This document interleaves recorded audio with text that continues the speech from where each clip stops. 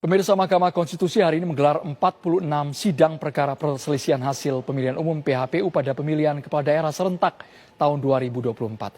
Memasuki hari kedua, Kamis 9 Januari 2025, MK menggelar sidang sengketa Pilkada 2024 untuk 46 perkara dari total 310 perkara yang telah diregistrasi.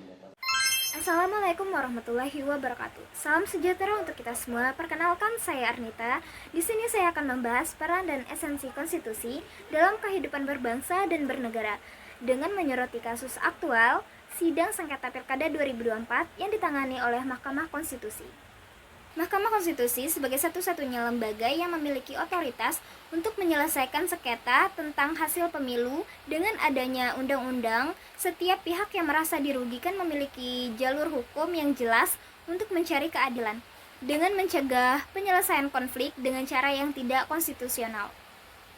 Secara hukum, pandangan terhadap kasus ini bahwa Mahkamah Konstitusi menjalankan peran konstitusinya sebagai benteng terakhir keadilan pemilu, adanya kebutuhan untuk memperkuat regulasi pemilu agar gugatan yang dimasuk lebih berkualitas dan berdasarkan pada bukti yang kuat, bukan sekedar ketidakpuasan politik.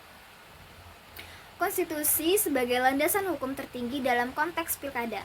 Konstitusi menjamin prinsip demokrasi, kedaulatan rakyat, keadilan pemilu tercantum pada pasal 1 ayat 2 Undang-Undang Dasar 1945, yaitu kedaulatan berada di tangan rakyat dan dilaksanakan menurut Undang-Undang Dasar.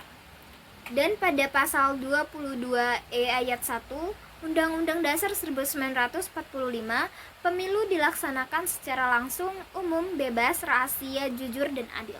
Peran Mahkamah Konstitusi sebagai Guardian of Constitution ditegaskan dalam pasal 24C Undang-Undang Dasar 1945. Mahkamah Konstitusi berwenang memutuskan sengketa hasil pemilu. Sengketa Pilkada 2024 mencerminkan masih adanya problem integritas dalam pelaksanaan demokrasi.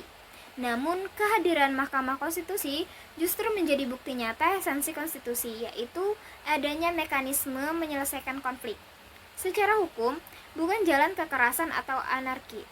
Artinya, konstitusi melindungi hak politik warga negara dengan memberi jalan konstitusional. Solusinya perlu peningkatan transparansi dan profesionalisme penyelenggaraan pemilu, yaitu KPU dan Bawaslu. Peningkatan literasi masyarakat agar memahami bahwa sengketa diselesaikan melalui jalur konstitusional dan memperkuat peran konstitusional dalam politik sehingga setiap perselisihan tidak berujung pada konflik horizontal. Dari kasus sengketa Pilkada 2024, kita belajar bahwa konstitusi bukan hanya aturan di atas kertas, melainkan fondasi penyelesaian masalah bangsa. Mahkamah Konstitusi hadir sebagai penjaga konstitusi dan demokrasi.